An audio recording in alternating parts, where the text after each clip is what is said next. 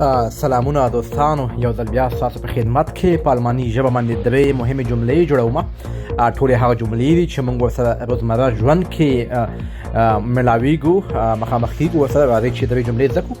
دوستانو، کله چې موږ چاته وایو زه بخښنه غواړم، دا جمله په الماني ژبه باندې داسې وایو es tut mir leid، یعنی زه بخښنه غواړم.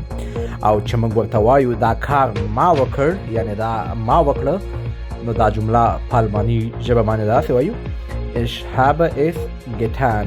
Ich habe es getan. تیره شوې زمانه ده، مطلب چې دا کار ما کړی ده یا کومه غلطي شوې وي.